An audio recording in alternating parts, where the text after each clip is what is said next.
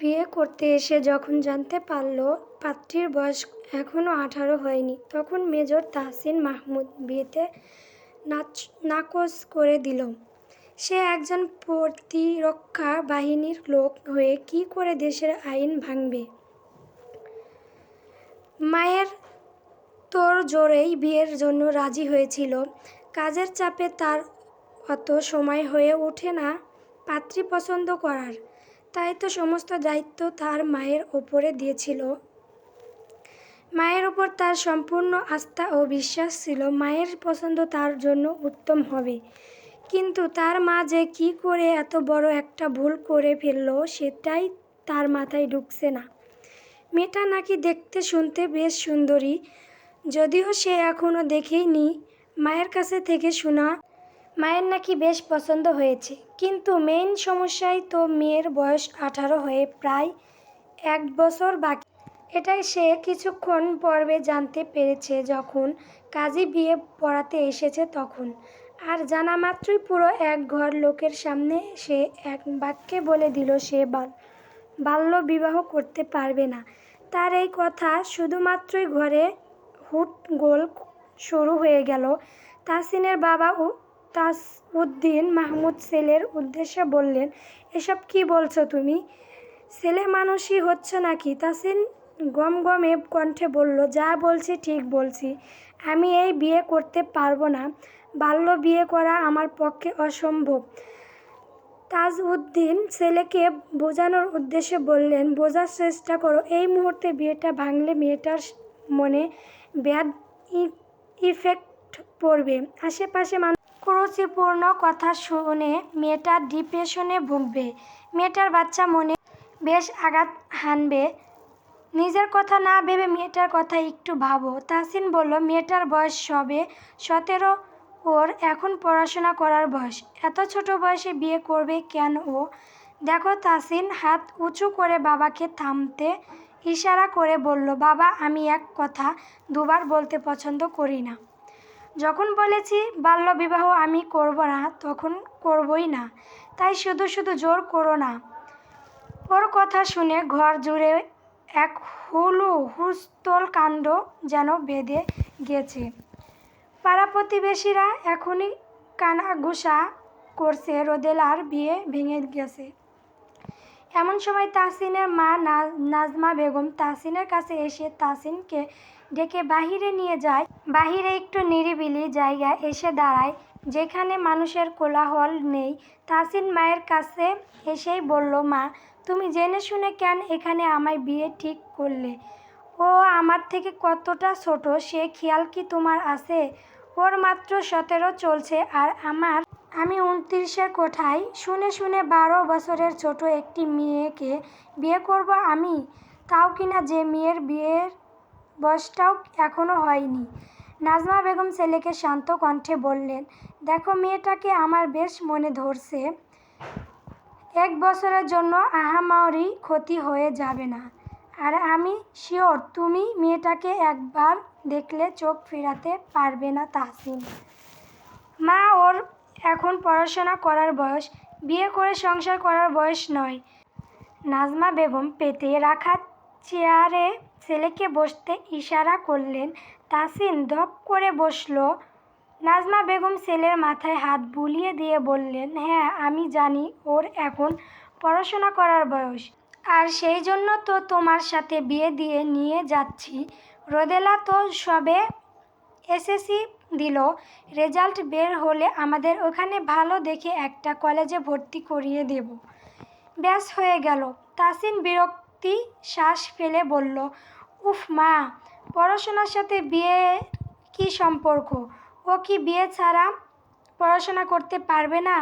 নাজমা বেগম ছেলের পাশে বসলেন। ছেলের ডান হাতটা বেশ যত্নে নিজের 2 হাতের আঁচলে নিলেন। এরপর বললেন, না, পারবে না। কারণ কি জানো তো? মেয়েটার মা নেই। বাবা দ্বিতীয় বিয়ে করে ঘরে সৎমা এনেছে। সেই মা কিছুতেই সৎ ঘরের সন্তানকে তার কাছে রাখবে না। এই যে এতটা দিন রোদেলা তার সৎ মায়ের চোখে কাটা হয়েছিল। সারাটাক্ষণ মেয়েটাকে গাধার মতো খাটাতো। মেয়েটা যেই নাম এসএসসি দিল সেই থেকে সে মেয়েটার বাবাকে ভুজুং বাজুং বুঝিয়ে পাত্রের খোঁজ করতে থাকলো। মেয়েকে বিয়ে দেবে, আমিও তোমার জন্য তখন পাত্রী খুঁজি। তো এখানে আমার একটা বান্ধবী থাকে, সেই ওর ছবি আমাকে দেখায়। এক দেখাতেই মেয়েটার প্রতি মায়া জন্মে যায়। এরপর মেয়েটার সৎ মায়ের কাহিনী যখন শুনলাম তখন ওর প্রতি বেশ মায়া হয়। আর কিছু না ভেবে প্রস্তাব রাখি, এখন বাবা তুমি যদি মেয়েটাকে বিয়ে না করো, বিয়েটা ভেঙে দিয়ে চলে যাও, সেটা মেয়েটার ছোট্ট মনে কতটা প্রভাব ফেলবে সেটা কি ভেবে দেখেছো? আচ্ছা তুমি না হয় মেয়েটা ছোট বলে বিয়ে করবে না, কিন্তু মেয়েটার বাবা আর সৎ মা তো ঠিকই অন্য কোনো পাত্রের সাথে ওর বিয়ে দেবে কি দেবে না। এই পর্যায়ে তাসিন ওপর নিজ মাথায় নড়ল, যার অর্থ হ্যাঁ। নাজমা বেগম ফের বলা শুরু করলেন, সে পাত্র যদি ওকে না পড়ালো কিংবা ওকে ভালো না রাখতে পারলো তখন কি হবে? মেয়েটা কি কখনো সুখ পাবে? কিন্তু আমাদের কাছে থাকলে তো মেয়েটা ভালো থাকতে পারবে। আমি ওকে মেয়ের মতোই আগলে রাখতে পারবো। তুমি আমার একমাত্র সন্তান, সেখানে আমার একমাত্র বইয়ের বেশ যত্ন আত্তি আমি করব। ওকে দুঃখ ছুটেই দেব না। তাসিন চুপচাপ মায়ের কথা শুনল, তারপর বলল, কিন্তু মা। পুরো কথা সম্পূর্ণ করতে না দিয়ে নাজমা বেগম শুধালেন, কোনো কিন্তু না বাবা। আমি চাই না তোমার জন্য রোদেলার মনে কোনো ব্যাড ইফেক্ট পড়ুক, সে মানুষের কথা শুনুক। তুমি না মায়ের বাধ্য সন্তান। মায়ের এই কথাটা শুনো, রোদেলাকে বিয়ে করে মাকে খুশি করো। মা তোমার কাছে আবদার করছি, প্লিজ বাবা, আর কোনো ঝামেলা নয়, প্লিজ। মায়ের আবদার কিংবা অনুরোধ তাসিন ফেলতে পারল না। মাকে যে সে খুব ভালোবাসে, মা এভাবে তার কাছে আবদার করেছে, সে রাখবে না তা কি করে হয়? বিয়েটা মায়ের ইচ্ছেতেই না হয় করলো। তাসিনকে রাজি হতে দেখে নাজমা বেগম বেশ প্রসন্ন হলেন। তাসিনকে নিয়ে তিনি রোদেলাদের ঘরে যান। সেখানে কাজী সাহেব অপেক্ষা করছিলেন বরের কবুল বলার জন্য। কনে তো সেই কখনোই কবুল বলে দিয়েছিল, বরের জন্য দেরি হলো এতক্ষণ। তাহসিন ঘরে ঢোকা মাত্রই কাজী ফের বিয়ে পড়াতে লাগলেন। তাহসিন কবুল বলার পর ঘর জুড়ে আলহামদুলিল্লাহ ধ্বনি মুখরিত হলো। কাবিন নামায় সাইন করার পর সকলে মিষ্টি মুখ করলেন। রোদেলার বাবা তাহসিনের বাবার সাথে কোলাকুলি করলেন। সকলের মুখে হাসি, শুধু হাসি নেই ক্যাপ্টেন তাহসিন মাহমুদের মুখে। সে হাস্যহীন চেহারা নিয়ে বসে আছে। সফেদ চাদরের আবদির টান টান বিছানা, ঠিক মাঝে বসে আছে সদ্য বিবাহিতা কিশোরী রোদেলা। তার পরনও এখনও লাল রঙা শাড়ি, বিয়ের ভারী গহনা, মুখে এখনও বিয়ের সাজ। নববধূ সাজে হাঁটুতে থুতনি ঠেকিয়ে তার স্বামীর জন্য অপেক্ষা প্রহর শুনছে। এখনও সে তার স্বামীকে দেখেনি। বিয়ে করার পর তাহসিনের কি একটা কাজ পড়ে যায়, তার জন্য সে আগেই এসে পড়েছে। আর রোদেলাকে নিয়ে নাজমা বেগম, তাসউদ্দিন মাহমুদ ওনাদের আত্মীয়রা কিছুক্ষণ পরে এসেছেন। বাসায় পৌঁছাতে পৌঁছাতে রাত 8টার মতো বেজেছে। রোদেলাকে মাহমুদ ভিলায় এনে নাজমা বেগম নিজের ঘরে রেখেছেন। এই তো কিছুক্ষণ আগেই তাহসিনের রুমে দিয়ে গিয়েছেন। সে থেকেই নববধূ দরু দরু বুকে তার স্বামীর আগমনের অপেক্ষা করছে। শুনেছে তার স্বামী নাকি বেশ মেজাজি, এমনকি বিয়ের আসরেই তো সে পাশের রুম থেকে তার স্বামীর কর্কশ কণ্ঠ শুনেছে। সে থেকেই মেয়েটা ঘুটিয়ে আছে। এছাড়াও তাদের গ্রামের বড় আপুরা ভাবিরা তাকে বলেছে তার স্বামী ডিফেন্স চাকরি করে, ওনাদের সামলাতে বেগ পোহাতে হবে, আরও কত কি বলে মজা লুটেছে। সেসব শুনে মেয়েটার মনে আরও ভয় জাগে বসেছে। এমনিতেই সে শান্ত ভীতু মানবীর, অধিকারী। এরপর তো ওইসব কথা শোনার পর সে লজ্জায় আড়ষ্ট, তার ভয় সবকিছুতেই একদম মিলিয়ে গেছে। 1 ঘন্টার ওপরের হতে চলল রোদেলা তাহসিনের জন্য অপেক্ষা করছে, অথচ তাহসিন এখনও আসে না। এদিকে বসে থাকতে থাকতে তার পায়ের জিম ধরে যাচ্ছে।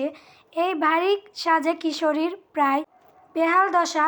কোনো উপায়ন্তর না পেয়ে বসা থেকে বেড সাইডে মাথাটা রেখে আধশোয়া হয়ে চোখটা একটু বুজল। সারাদিনের ক্লান্তিতে চোখের হানা দিল এক রাজ্য ঘুম। চোখ বোঝায় কিছুক্ষণের মাঝেই তার চোখে ঘুম নেমে এলো। রাজ্যের ঘুমে তলিয়ে গেল সে। আরও প্রায় আধঘণ্টা বাদে তাহসিন রুমে এলো। তখন রাত 1টা সুই সুই। ভিড়ানো দরজা ঠেলে রুমে পা রাখল। এরপর দরজা আটকে দেখল রুমের আলো জ্বালানো। বিছানায় তাকাতেই দেখল তার সদ্য বিবাহিত স্ত্রী বিছানায় হেড সাইডে মাথা ঠেকিয়ে হাত পা গুটিয়ে ঘুমিয়ে আছে। মেয়েটাকে সে এই প্রথম দেখল। তার মা ভুল কিছু বলেনি। আসলেই মেয়েটার চেহারা আদল মায়াবী। গালগুলো একটু ফোলা ফোলা, চোখের পাপড়িগুলো বড় বড়, চোখা নাক পাতলা, গোলাপি ঠোঁট, গায়ের রং ফর্সা। সৃষ্টিকর্তা যেন মেয়েটার মাঝে অপার সৌন্দর্য ঢেলে দিয়েছে। এতটা আদরে মায়াবী হয়। তাহসিন এগিয়ে গিয়ে বিছানায় কাছে গিয়ে রোদেলার একদম কাছেই যেয়ে বসল। তারপর চুপচুপ করে রোদেলার দিকে অপলক তাকিয়ে রইল কিছুক্ষণ। চোখ ফেরানো যেন দায় হয়ে পড়ল। উপর মহল থেকে জরুরি কল আসার সে তখন বিয়ে বাড়ি থেকে বেরিয়ে আসে। এরপর বাসায় এসে ল্যাপটপে জরুরি কিছু ফাইল রেডি করে। তার যে বেশ ছুটিও নেই। আজকের রাত বাদে হাতের আর মাত্র 2 দিন ছুটি আছে, এরপরই আবার চলে যাবে। একেতে কাজের চাপ, 2টে মায়ের জন্য এত ছোট একটা মেয়েকে বিয়ে করতে হয়েছে। 2টা মিলে তার মেজাজ বেশ চটে ছিল। কিন্তু এই যে রুমে এসে ফুলের মতো সুন্দরী সিদ্ধ জীবন্ত এই ফুলটাকে দেখে যেন একটা ঝটকায় তার সকল মেজাজ উবে গিয়ে হৃৎপিণ্ড জুড়ে কেমন একটা ভালো লাগার শিহরণ বয়ে যাচ্ছে। কিছুতেই যেন এই মেয়ের থেকে চোখ সরাতে পারছে না। তাহসিন চোখ বন্ধ করে বার কয়েক জোরে নিঃশ্বাস টেনে ছাড়ল। উঠে যেতে নিবে এমন সময় খেয়াল করল রোদেলার শাড়ির আঁচলে অনেকখানি অংশ মেঝেতে ঝুলছে। আঁচলটা ঠিক করার জন্য মেঝে থেকে তুলতে যাবে এমন সময়ই রোদেলা ঘুম ভেঙে যায়। সে চোখ মেলে, আর ঠিক সেই সময়ের তাহসিনও রোদেলার দিকে তাকায়। দুজনের দৃষ্টি বিনিময় হয়। চোখ খুললেই তার এত কাছাকাছি একটা অচেনা পুরুষকে দেখে রোদেলা বুক ধকধক করে উঠে। কে এই পুরুষ? এখানে তার এত কাছে কি করছে? তার স্বামী কোথায়? ভয়ে সে কোনো দিক চিন্তা না করে চিৎকার করে উঠতে নেয়। আর তখনই তাহসিন রোদেলার মুখ চেপে ধরে বলল, কুল কুল, ভয় পাচ্ছ কেন? আমি তোমার হাজবেন্ড, তাহসিন মাহমুদ। আমি তোমার হাজবেন্ড। কথাটি শুনে রোদেলা শান্ত হয়ে ট্যাপ ট্যাপ করে তাহসিনের দিকে তাকিয়ে তাহসিনকে পরখ করতে থাকে। বলিষ্ঠ শ্যামলা পুরুষটি তার দিকে ঝুঁকে আছে, যার চোখগুলো তীক্ষ্ণ, মুখের আদল কেমন গম্ভীর, চোখা নাক, দাড়িহীনা কান, চুলগুলো একদম ছোট ছোট করে কাটা, চওড়া লম্বা। এই পুরুষের পরনের টি-শার্টটা কেমন আঁটসাঁট হয়ে গায়ের সাথে লেগে আছে। টি-শার্টের ভেতরেও যেন তার চওড়া মেদহীন শরীর উন্মোচন হয়ে আছে। তার হাতের একটা পেশি কেমন ফলে ফেঁপে আছে। এই মানুষটাই বুঝি তার স্বামী, তার অর্ধাঙ্গ। তাহসিন রোদেলার মুখে থেকে হাত সরিয়ে বিছানা থেকে একটু সরে আসতেই রোদেলার ভ্রু কাটে। সে লজ্জায় গুটিয়ে যায়। সে কেমন নির্লজ্জের মতো এতক্ষণ তাহসিনের দিকে ট্যাপ ট্যাপ করে তাকিয়ে ছিল, সেটা ভাবতেই একরাশ লজ্জা এসে তাকে আড়ষ্টতায় ডুবিয়ে দেয়। সি সি সি, সে এতটা নির্লজ্জ কবে থেকে হলো? কিছুক্ষণ আগে কিনা এই পুরুষটাকে না চিনে পুরো বাড়ি মাথায় তুলে চিৎকার দেওয়ার ধরেছিল। সবাই শুনলে কি ভাবতো, সেসব ভেবে আরও ঘুটিয়ে গেল। রোদেলা শোয়া থেকে উঠে বসে চিবুক গলায় নামিয়ে মাথা নিচু বসে থাকে। তাসিন হয়তো রোদেলার আড়সটা বুঝতে পারল, তাই ওকে কিছুটা সহজ করতে বলল, এখনও এত ভারী সাজে কেন? যাও চেঞ্জ করে এসো। রোদেলা মাথায় এক পেশে কাত করে সায় দিল। এরপর সে গুটিসুটি পায়ে বিছানা থেকে নেমে দাঁড়ালো। লাগেজ থেকে পাতলা সুতি হলুদ রঙা একটা শাড়ি নামালো। তাসিন ওকে ওয়াশরুম দেখিয়ে দিল। সে ওয়াশরুমে চলে গেল। রোদেলা ওয়াশরুমে যেতেই তাসিন বিছানার বাম পাশটা খালি রেখে ডান পাশে যেয়ে তার শরীর এড়িয়ে দিল। কপালের ওপর হাত রেখে চুপচাপ শুয়ে থাকলো। কিছু সময় বাদে ওয়াশরুমের দরজা খট করে খোলার শব্দ পেয়ে সে সেদিকে তাকালো না।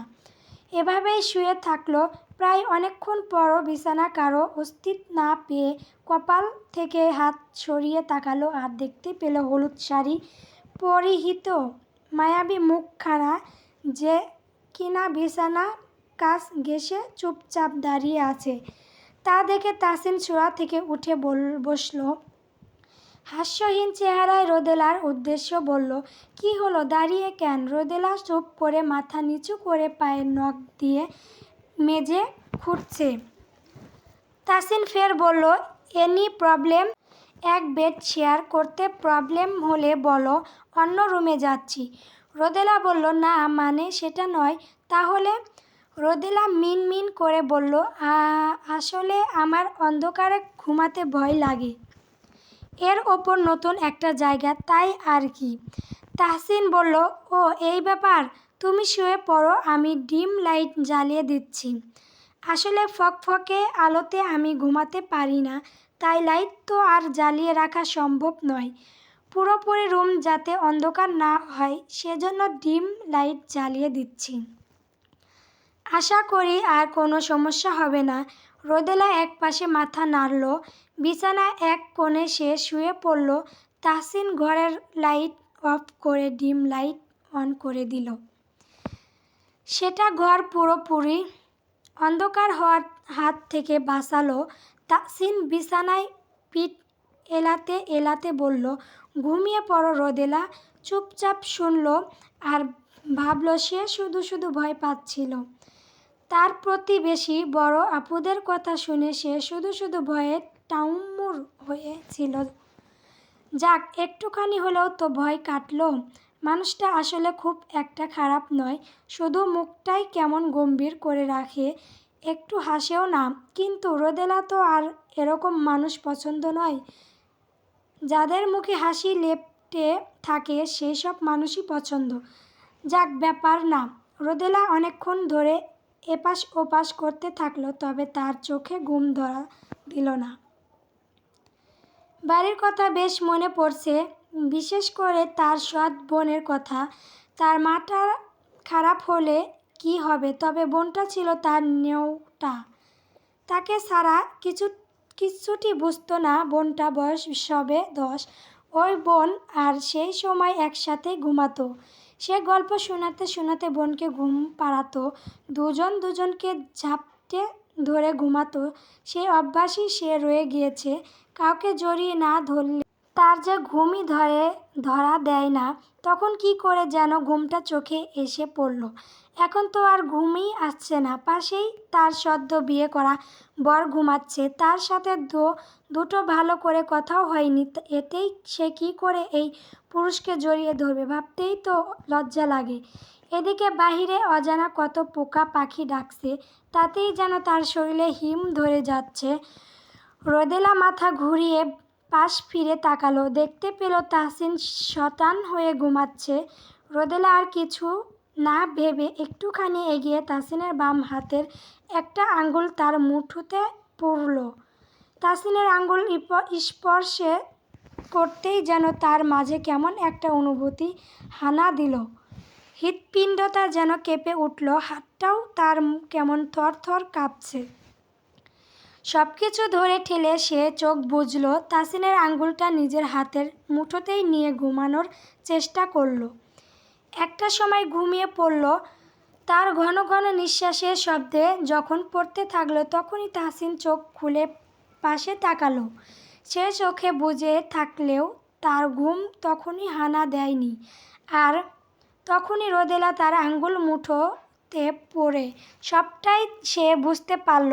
রোদেলা লজ্জা পাবে ভেবে সে আর চোখ খুলল না। তবে এই যে মেয়েটা তার আঙ্গুল মুঠোতে পুরো কি সুন্দর নিশ্চিন্তে ঘুমাচ্ছে, এই বিষয়টা তাহসিনের কাছে বেশ লাগলো। সে রোদেলার দিকে তাকালো। টিম লাইটের হালকা হলুদ আলোতে রোদেলার মুখটা কি সুন্দর চকচক করছে। হলুদ শাড়িতে মেয়েটাকে বুঝি একটু বেশি সুন্দর লাগছে। তখন তো এক নজর দেখেই যেন নিজের নজর সরানোর দায় হয়ে পড়েছিল। তবু মেয়েটাকে লজ্জায় ফেলতে চায়নি বলে তাকায়নি। যে ছেলে কাজ ছাড়া অন্য কোনো মেয়েতে তাকানোর সময় অবধি পায়নি, সে কিনা এই সপ্তদশী কিশোরীতে ঘায়েল হয়ে পড়ছে। আশ্চর্য না? তাহসিন তপ্ত শ্বাস ফেলে বলল। Control Tahsin Mahmud, control. নিজেকে সামলাও। এভাবে বইয়ের দিকে তাকিয়ে থাকলে নিশ্চিত নিজেকে তার মাঝে হারাবে। মাথায় রেখো, তোমাকে সামলানোর মতো বয়স এখন তোমার বইয়ের হয়নি। ছোট্ট একটা মেয়েকে বিয়ে করছো তুমি, একটুখানি তো ধৈর্য ধরতেই হবে। আগে তার মনের সঙ্গী হও, পরে না হয় শরীরের সঙ্গী হইও। চলবে বিদ্রোহ, কার্টেসি ছাড়া কপি করা নিষেধ। সূচনা পর্ব নীল বসন্ত, লিখিত মিথিলা মিতু।